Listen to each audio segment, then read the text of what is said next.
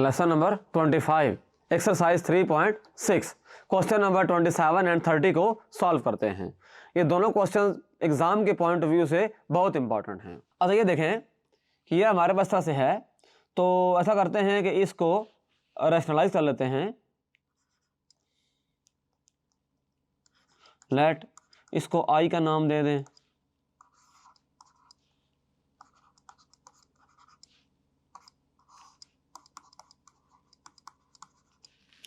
अच्छा ये देखें यहाँ पर है, ऊपर है dx।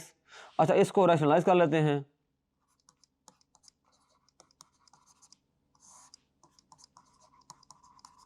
ये आ गया। अच्छा अब ये होगा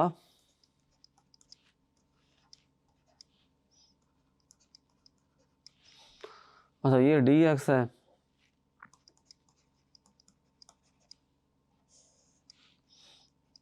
स्क्वायर ऑफ 1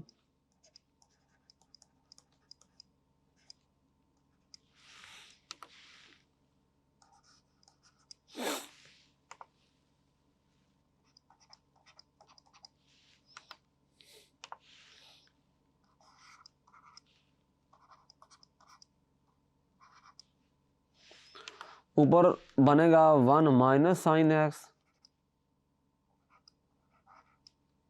और नीचे 1 माइनस साइन स्क्वायर एक्स है। तो इसका मतलब ये हुआ कि आई हमारे पास आ जाएगा integral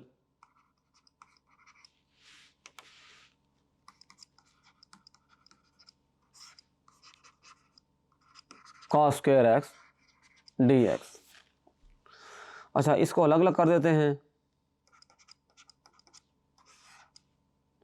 0 to π/4 1 over cos square x dx minus integral sine x cos square x dx।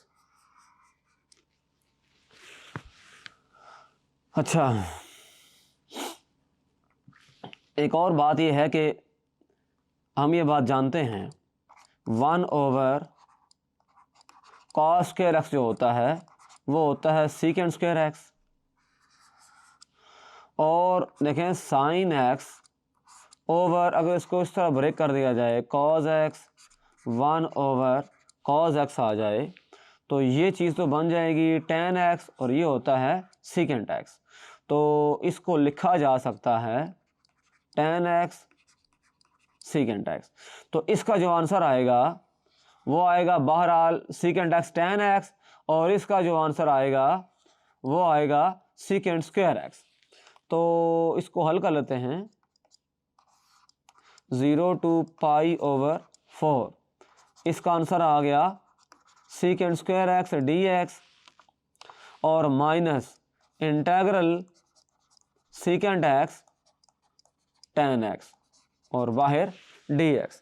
अच्छा ये बात हमें पता है जो फार्मूले हैं लिस्ट में कि ये होता है tan x और lower limit 0 upper limit π/4 minus ये चीज़ होती है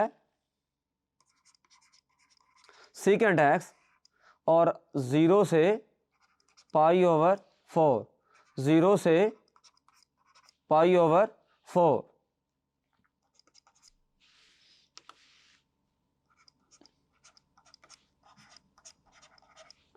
tan π/4 tan 0 माइनस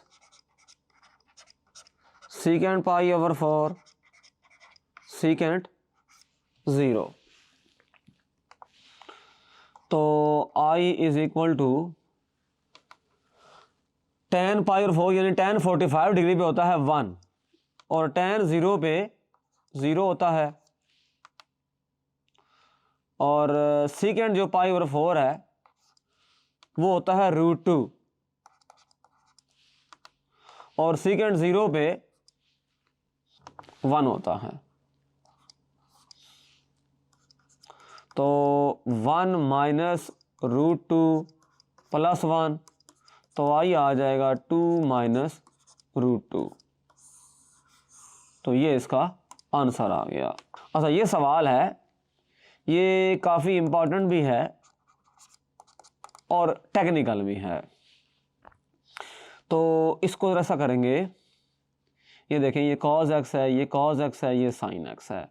हम लेट करेंगे, let y is equal to cos x। तो इसका मतलब होगा कि dy ओवर dx जो होगा वो होगा माइनस साइन x। तो यहाँ से आप देख रहे हैं कि dy हो जाएगा माइनस साइन x dx। तो माइनस लेफ्ट पे रखें या राइट पे रखें, बात एक ही होती है। अच्छा, अब जब आप एक वेरिएबल से दूसरे वेरिएबल में गए हैं, यानी आप x से y में चले गए हैं, तो जाहिर सी बात है जो लिमिट्स गिवन हैं, तो इसमें दो चीज़ें गिवन हैं, इंटीग्रल और लिमिट्स और dx। तो जाहिर सी बात है जब x से y में जाएंगे तो dx से कहाँ जाना पड़ेगा आपको, dy में। अच्छा, लिमिट्स में चेंज होंगी, ये लिमिट्स x के लिहाज से हैं। जैसे लोअर लिमिट है x equal to 0, upper limit है x equal to pi over 2। तो since x is equal to 0 है और x is equal to pi over 2 है, now we need the limits for y। हमें y के लिए जरूरत है as cos of x equal to y और y is equal to cos x।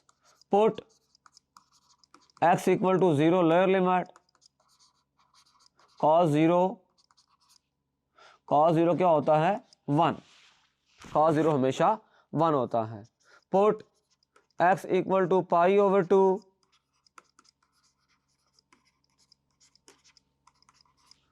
तो y cos पावर 2 क्या होता है 0। सो इसका मतलब ही हुआ, so when x is equal to 0 y की वैल्यू होगी 1। x जब पाई ओवर 2 होगा y की वैल्यू क्या आ जाएगी 0 आ जाएगी। ये लिमिट्स हमने y के लिहाज से लिमिट्स को फाइंड कर लिया। तो अब सिचुएशन ये है कि ये जो i इंटेग्रल है ये था 0 से pi over 2 sine x dx over 1 plus cos x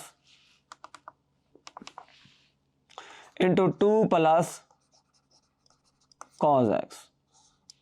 तो ये आई तो अब जाहिर सी बात चेंज हो गया, y में चला जाएगा, तो ये आ जाएगा 1 से 0 और minus d y over 1 plus y और 2 प्लस वाई, ये आ जाएगा।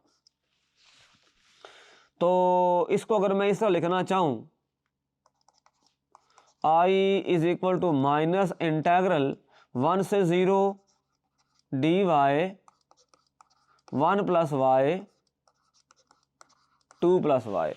और फर्दर आप ये बात समझते हैं कि अगर इधर माइनस है, इधर हमारे पास क्या है, ये माइनस है, और ये लोअर लिमिट अपर लिमिट इसको चेंज भी कर सकते हैं।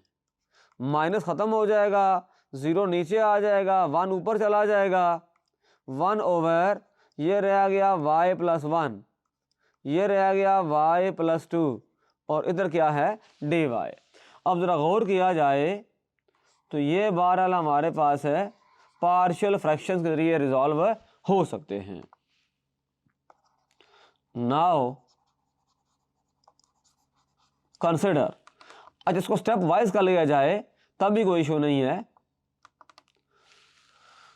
तो ये है आपका स्टेप नंबर 1।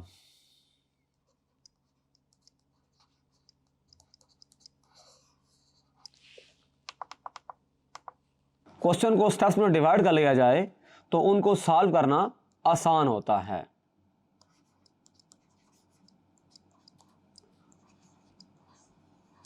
स्टेप नंबर 2 है ये। अच्छा, इसमें ये था कि हम ये लेके चलेंगे कंसिडर 1/y+1 y+2 से रखेंगे a/y+1 प्लस b/y+2। वही जो तरीका हम सीख के आए हैं फर्स्ट ईयर में, बिल्कुल वही काम है। अच्छा, इधर एलसीएम लिया जाए जब, तो a into y+2 b into y+1 over y+1 y+2। LCM लेने का तरीका आप जानते हैं। तो अब होगा ये कि ये चीज़ें कैंसिल हो जाएंगी। 1 is equal to y+2 into a y+1 into b। For a पुट y+1 इक्वल टू 0, तो y की वैल्यू आएगी -1। सो इसको नाम दे दें आप स्टार का। So star implies 1 is equal to -1 है तो -1 + 2 इंटू a और ये b इंटू 0 हो जाएगा, तो 1 इज इक्वल टू a आ जाएगा। ये आंसर आएगा 1 और ये 0 ख़त्म हो गया, तो इसका आंसर आएगा, यहाँ रह जाएगा 1 और ये a और ये 0 हो जाएगा, तो यहाँ से a की वैल्यू 1 आ गई।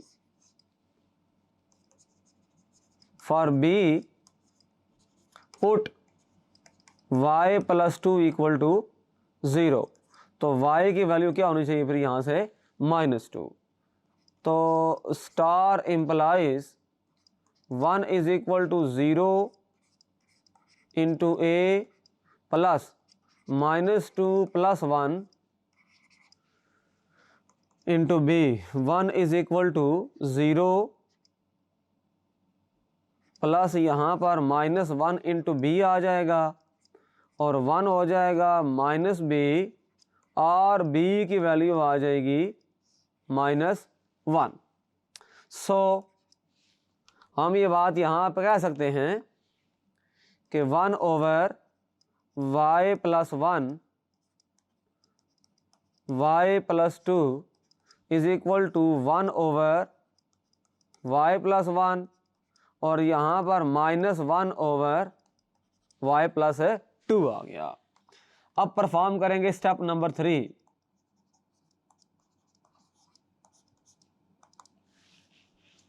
स्टेप नंबर 3 इस तरह होगा कि आई जो था इंटेग्रल था हमारे पास है और ये आ जाएगा 1/y+1 और यहाँ पर -1/y+2 और इधर dy लिमिट्स है 0 से 1 तक। अब इसको इंटीग्रेट करना पड़ेगा, तो पहले वाले पे इंटीग्रल अलग कर दें और दूसरे वाले पे इंटीग्रल सेपरेट कर दें। तो आप देख रहे हैं कि ये बहुत सिंपल हो गया। आई आ गया नेचुरल लॉग ऑफ y+1 0 से 1 limit minus log of y+2 और लिमिट 0 से 1, upper limit minus lower limit, तो लॉग ऑफ 1 + 1 हो जाएगा माइनस लॉग ऑफ 0 + 1 होगा। ये पहले वाले का हिसाब किताब है। अब जो दूसरा था उसके अंदर इस तरह से होगा लॉग ऑफ 1 + 2 लॉग ऑफ 0 + 2।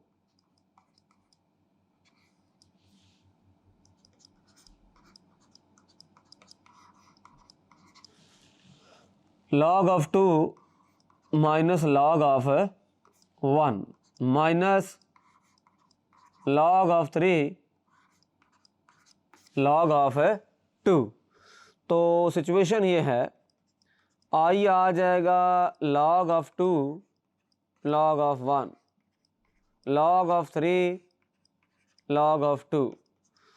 तो ये देखें ये 2 दफ़ा ऐड हो रहा है, तो 2 times of log of 2 minus log of 1 log of 3। Solve कर लेते हैं। log of 2 स्क्वायर, अच्छा log of 1 0 होता है, और माइनस log of 3, तो ये आ जाएगा log of 4 minus log of 3, तो ये आ जाएगा log of 4/3। तो इसमें हमने इंटीग्रेशन वाले जो टूल्स हैं उनको यूज़ किया, फिर upper limit minus lower limit का जो कॉन्सेप्ट है वो अप्लाई किया और इन सवालों को सॉल्व कर लिया। Thank you.